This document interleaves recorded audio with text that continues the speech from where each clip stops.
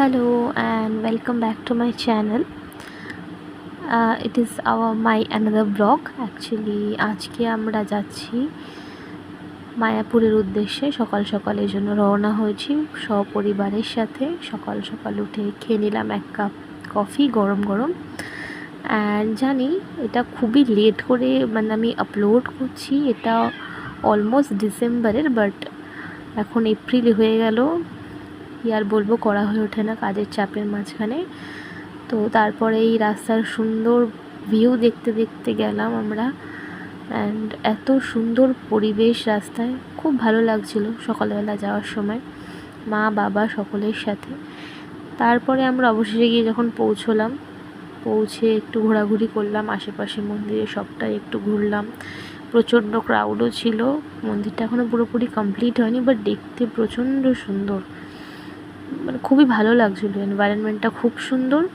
আর সবচেয়ে ভালো আমার যেটা লেগেছে, ভেতরে মন্দিরে থাকার জায়গা রয়েছে, এর ভিতরে কি সুন্দর, এত সুন্দর করে সাজিয়ে রাখা সব কিছু।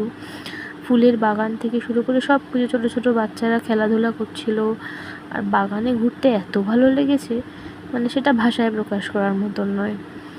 তারপরে একটু ছবি তুললাম আমরা সকলে মিলে, একটু ঘোরাঘুরি করলাম, একটু খাওয়া দাওয়া করলাম, যা হয় আর কি ঘুরতে গেলে।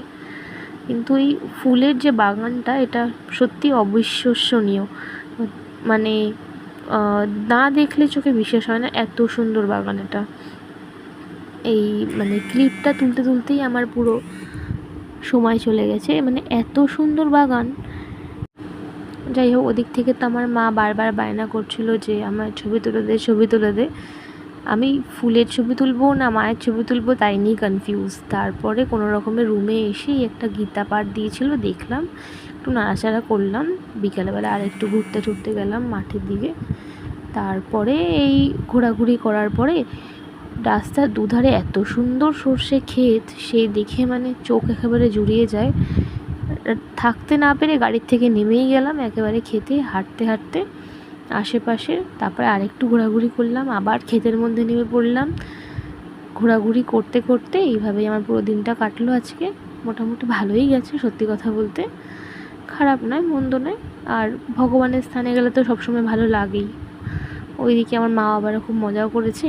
তারপরে ধীরে ধীরে আমরা আবার সন্ধেবেলা ঘোরাঘুরি করে সাইড সিন দেন চলে গেলাম। এভাবেই কাটলো পুরো দিনটা।